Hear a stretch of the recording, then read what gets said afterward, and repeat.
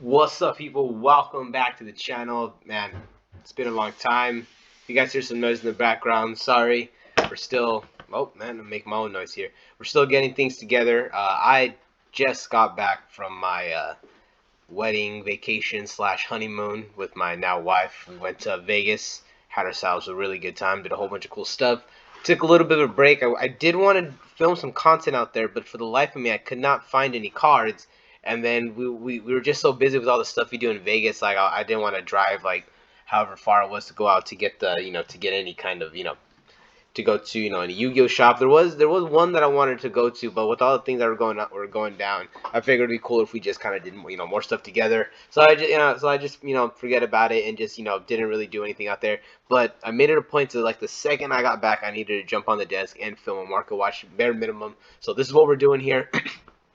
Not gonna try to go over nothing too crazy in detail because a lot of this is just kind of like a glance over. I haven't really I mean like basic stuff in the middle, but I haven't been paying attention to any kind of crazy trends. So this is not anything special. This is just me getting back into things, so that way I can get back into the flow and get the subscribers up, so we get the giveaway going. So yeah, without further ado, all right, for those that sorry about that, let's get into it. All right, so the Bystial Lubellion. I remember mentioning that this card could go up, but I also said that this card was not good because if you're not really running a Bystial focused deck, or maybe Dragon Link, it's not really your thing. And of course, this thing just starts to shoot up. Like it just starts like shooting up high. Like I think last time I covered it, it was like in the 50 to 60 range. Yeah, so like we're looking here now, 63.59. We're looking at like at least $64. Like the bare minimum, we're doing 64, 65. So the car's starting to slowly go up, and it could hit 70. Like I said, I'm not understanding the full trends, but there's probably a lot of people that's understanding that the Bystial engine is going to have to get hit. Like, you're going to hit tier, you're going to have to hit the Bystials. That's just the bottom line. That's just how things are going to go. So, yeah, I think there's probably people kind of flocking to here trying to pick them up now because they know that if they want an extra one, they're going to need this. So, yeah, like, I mean, it's just also, too, like I said, if you're trying to run a pure Bystial or Dragon League deck, you're going to really need it. So, that's kind of, that's it there.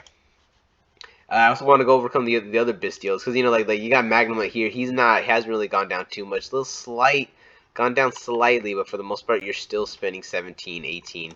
It isn't like some kind of crazy down spike. Even the Juice Worm, it's still kind of similar, kind of little small uptick, but for the most part, it's still in the same range. It's still in the $2 range. This one right here, completely worthless.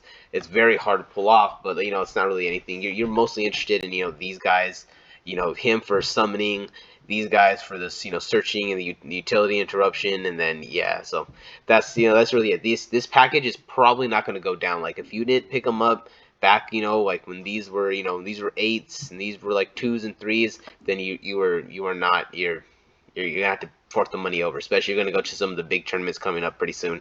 That's just how it's gonna go. Danger Nessie. I've been checking out the dangers and they have been going up. Like I don't fully understand it, but at the same time, when you're sitting there, you're doing these danger decks, and some of the combos. Also, I guess I should be honest with myself. Some of these combos that you could do with the new Dark World deck are really insane. They are just in freaking insane. They are like top tier insanity to where you could sit there and loop the Silva and have it discarded, to your opponent's side of the field over and over and over, not over and over again, but you can do at least two times, getting rid of like two cards. It is just wild. Like if you don't have a way to stop that turn one, you are literally probably gonna have to go into your turn with maybe like four cards and hope you could break some of those boards because like some of the stuff they put up is just intense. And then Nessie being like being like on a being a higher level monster, it really works with them, and it just puts plays. So many freaking plays. Being a dark also helps out a lot too. You got the Chupacabra. Chupacabra is still going up. The commons actually started even go even higher.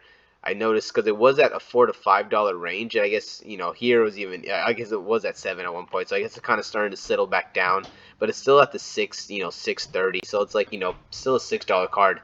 This is like I said, until there's another reprint. Like yeah, I think even well, no, I guess no, because if the dangers become relevant or if graveyard strategies aren't good, then this card is not going to hold any kind of value. I think one of the main things to take away is this card, I guess, could go up. Why am I saying that? Because if there's no other reprint for this card, and they hit all the other decks and they leave Dark World alone, because think about it, they're gonna focus more on probably maybe doing some more sprite hits. They're gonna want to hit tier elements, and they're like, they're gonna want to do stuff like that. They're the Bystials. They're gonna be focused on hitting those things. The danger Dark Hole deck could be like a sleeper combo deck, that people really use after the list, that really just shakes things up, because you never know when Konami wants to do that. Konami could sit there and put a list out 2 weeks before the 250th YCS, and we'll be scrambling, and this just might look like one of the best decks out there. So you never know. We'll figure that one out.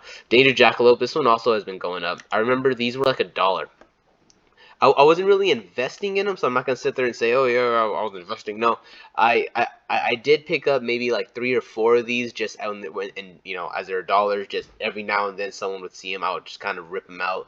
This is something I wish I would have done more investing in, because they did like shoot up to like $3, and I ended up offloading all I offloaded all the ones I had at 3, and yeah, they're now 6. These are the ones that I had. I had the prismatic rares from the gold sarcophagus tin, and they have just been going up. Like, you got the light plates for like $5-6, but like near mints, $6.30, they're pretty much solid $6 to $7 card if they're near mint. But this was just one of those cards where you're thinking, okay, it's not gonna be that useful, but that's the thing about Yu-Gi-Oh! Is that you just never know. Like, some of these cards, like, okay, this used to be good, but in this situation, sometimes a deck comes along and just puts Yu-Gi-Oh! In that situation again, or maybe that deck plays in that situation, and the cards like this just become become great again. So that's just how it is. You got like $6 Jackalope over here. If you looking down here, even the secret rares are kind of matching the from Battles of Legend. These are the ones that I think I had a copy of these, and like I said, I was like, sold them when they're at 3. Look at that, $5-6 now, $6 a copy. Like, this is very you pretty much need like this card. This is you need that if you're running the danger strategy. You got the ultra rare. This is the original from Cybernetic Horizon, and even these still, look at that, $5.50, $5.49, $6. So like the originals are $5, and all the reprints are like 6. So yeah, like if you have a lot of these, you have some of these in the back, and you didn't know about them, break them out. There's money right there. Macrocosmos, yeah, you could still get a couple of decently priced Macrocosmos. Like, there's the commons over here. Like, they're probably going for like $5. Yeah, if you want some light plays, you get them for $3.19, $3.60. So, Macrocosmos, if you just want to get budget versions, are still available. But what is not really that much available are budget versions of Dimensional Fissure. I believe both in playtesting and in practicality, Dimensional Fissure is the better card. Yu-Gi-Oh's gotten to the point where not only can certain decks play on your opponent's turn, but there's just certain cards that need the graveyard to interact with you in the first place. So there's like for example, I'm saying like a hand trap or a monster effect that says send this card to the graveyard. Like, you feel me? Like, you have to be able to send things to the graveyard. So just having being able to drop this turn 1 could potentially turn off a lot of hand traps that could just destroy your deck. So like, Dimensional Fissure being the better, more expensive card just completely makes sense. The most budget version you're probably gonna get is like around the common.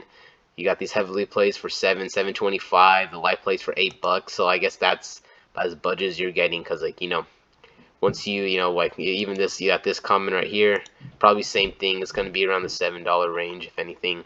Yep, $8.49, $7.50, $8. So yeah, essentially this is just gonna be there is no cheap copy of this card. You're gonna have to fork out the money, and it is the better card of the two. Like, if you're thinking, oh, I'll replace it, no. Have Macrocosmos in your side deck to add to it. You very much need this, because you're gonna need to just be able to take it out. You want to be able to take it out instantly, especially in this meta that we're in right now.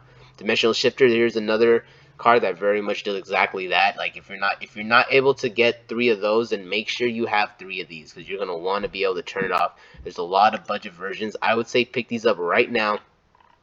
They are super low. You get 3 of them. Find someone that has the the $5 shipping. You get 3 of them for $1.50. That is a very, very good deal. I wouldn't miss on that, because if especially if Dark Worlds become good, then we still need to take out the graveyard. We are going to need these things, even if you just have your commons, whatever, it does not matter. The ultras are still available. They're pretty budget still. That $1.15, $1.19, $1.20, they're like a dollar card. I'm probably gonna start picking up these ultras right here just to have a whole. I might get a page, 2 or 3. I'm actually gonna do a video pretty soon about cards I'm investing in. Right now that I'm back from my vacation, I am gonna offload a lot of stuff right now. I'm offloading a whole bunch of stuff that I'm no longer going to invest in, and I'm going to reset a lot of my investments and have you guys along with the journey on that. I think I talked about it in a previous video. But yeah, this is one of the cards, a little preview. I'm probably going to break out a couple of these, we'll just see how that goes, but I have faith in especially the ultra runs. The ultra runs are really low, and they'll be very good at flip. Alright, Lava Golem. Here's another card that, Jesus, I wish I saw this coming, but I'm like, man, every Lava Golem is like $5. There is nothing lower than about $5. You got these heavily playeds. Oh, alright, okay, you got some mods. Yeah, you got some mods over here for 4. You got these for 5, 4. So okay, yeah, so you got a couple that are mod plays that are slightly under $5. But for the most part, if you want like a good looking copy, a decent look. Let's see. Well, hold on. We got some rares for $3. Maybe I spoke too soon. Okay, you go. All right. So maybe if you find the shipping for free from someone, you could get them for $3.49, $3.35. $3 to $4 range. But that's even still some of the lowest I've seen is $3 to $4. That I really feel like that's because a lot of Runic players are choosing just to, well, not even just Runic players, but if you're playing Runic, you really want Lava Golem, and in your side deck, a lot of people are moving away from the single drop Kaiju, and they want to go with the Lava Golem. It does give them something to attack with, so it is a little scarier sometimes. You rather give them 3,000 defender than 3,000 attacker, but it does burn them for 1,000, and it gets rid of just enough of the problems, because sometimes your opponent maybe has 2 negates or they have 3 negates, and you have 3 cards to do your combo, and it's just okay. If I get rid of 2 negates and bait out 1 negate, then I'll just use the other 2 cards in my combo to extend out, and then I'll probably be able to OTK. So a lot of the times, even if you can't OTK, having Lava Golem isn't really that big of a deal, because sometimes you could just interrupt them so bad that you could take over full control, and if they don't have the Lava Golem to hit you back, then they're pretty much going to just flip it to attack mode, try to break your board. So I really see the Lava Golem. I really see the value in this thing, and I understand why it's going up, even though there's so many copies of it. Just I don't think we really had. I think the most recent printing was the one that we got from the from the Speed Duels one, not the Speed Duel one. The what is it? The legendary. Oh no, the Hidden Arsenal Season 1. I think that's. Did it come in? Did it come in a Hidden Arsenal? I'm not even sure it came in one of those things. Yeah, dual. No, that's dual terminal. Yeah, I'm not even sure. To be honest, this card is really good. I understand why it's going up, hard to find. That's it. The last card I want to go on, because I did go on a bit of a tangent, but I caught myself, so I'm gonna stop that. The last card that I want to talk about, last card I want to go over, is Ring Dragon Raw Sphere mode. The super rare is starting to go down. I'm gonna go to make the super is starting to go down. I really like this card, because this one really hits very, very hard. It does protect your opponent for a bit, but once it comes back to your side, it could defend you for a long time. So if you're playing a deck that really wants to get rid of everything and doesn't want to deal with anything at all, or you're playing a very dedicated going second deck, I'd probably want to start picking these up. These super rares right here, they're you got them at 822, 897 right here. I would very much kind of pick them up, because once you go over here to dual power, you see these ultras. You do have one ultra that heavily played for $8, but once this one's gone, it's 11. Yeah, that's 12 bucks. You are essentially going to be paying $12 to $15. These ultra rares from the Battle City pack, they have been going down too. So if you've been thinking about getting these and don't have your copy, and you just want a budget version, I'd probably go get those supers, because you never know. It's the same as Lava Golem. You never know when a deck comes out, or when a situation where you need to get rid of the 3 monsters. Right now we're in a meta where 2 monsters is a comfortable limit, so you could afford to use Lava Golem. But if if a deck that has the Power Spiral comes out, where you literally have you have the bounce, you have a freaking you have a bounce, you have a pop, you have 2 negates, and then you have two different monsters that are like protecting those cards. Like that's, you feel me, like that's something Spiral Soul's like scary. It's like, you freaking, you had the wizard that can protect stuff and that also negate, and then you would have the like, I think it was like the Spiral Super, or like the Spiral Super Agent, whatever his name was. I think he also he had something protecting, so it was just crazy. Oh no, the Field Spell. Yeah, you had the Field Spell, so it's like, when you really just need to like get rid of a lot of monsters and there's just too much protection, this is a card that just really comes. This used to be the card that came in and just would kill Spiral, because like, like I said, they're protected from targeting. So even if you got rid of two monsters, if you left, just depend on what you leave, you either have to leave the Spiral cards, which would get protected, or you would have to leave the negators, which would then just negate you. So having this right here would just get rid of a lot of different things to make it easier to break the board. So you never know when this could come back, and I would very much want to pick up the supers sooner rather than later. If you want your ultras, I guess get them, but these are going pretty low for around the $8 mark, and I get them now. That's it for now, guys. I try to make it quick. Don't want to go too long. Thank you very much for sticking around. Thanks for everyone for coming back. I know I was out for a while, but I will be going back with videos. Gonna get one out. Pretty much gotta get one out almost every day from here on out. Probably, maybe like 3 in a row. Try to get back in the groove. Until then, see you in the next one. Peace out.